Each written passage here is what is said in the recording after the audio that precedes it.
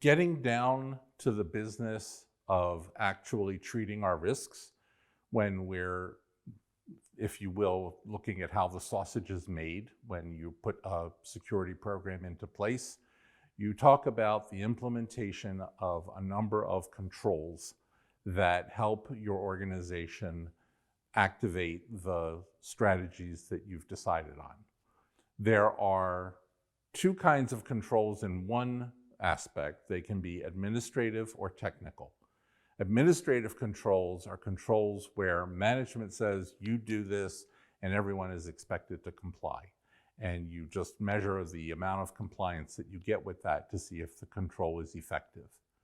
Technical controls are controls where you arrange the technology so as to make it difficult or impossible to act in a way that damages the information. And so you literally prevent people from doing things that will hurt your information asset value. There are also two kinds of controls from another point of view called protective and detective. Protective controls seek to prevent the damage to the asset in the first place. Detective controls seek to understand if damage has occurred and where and how much, and then give you the necessary information you need to recover from that damage. So with controls being of two types, both technical versus administrative and protective versus detective, we turn out to have four different fundamental kinds of controls. So if you think about, for example, encrypting a database, that is a technical and protective control. It is technical from the point of view of we put it in place through the configuration of our technology, and it's protective from the point of view of it is preventing the damage to the data in the first place. On the other hand, we could have system logs that are generated and then sent to a database to be reviewed in the case of an event. Those are a detective control, but also technical, because we're having our systems generate those logs and send them where we can inspect them later if we need to. If there's been damage to the data, then we look at the logs and we figure out how it happened, and we understand how much damage there was and how we can fix it.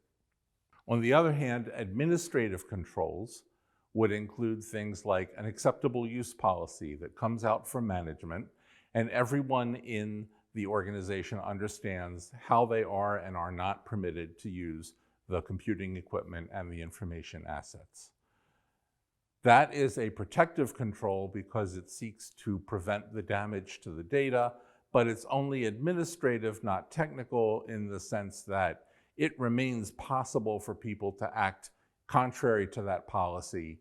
There's no configuration of the systems that actually locks them out from doing that. You simply expect them to comply because they're members of the organization and should be complying with the organization's policies. A detective control that is administrative in nature might include something like a visitor log that you see at a reception desk. It's filled out by hand. You understand when someone arrived to visit, probably when they left. And if someone malicious turns out was in your building, you know when they arrived, and it helps you understand what kind of damage they may have done. Another administrative detective control that is very common is an audit. A guy shows up with a notebook and he starts asking questions and he looks at all the records. And this is an administrative control that's being enacted by humans, not necessarily by technical means, although auditors typically have computers to help them.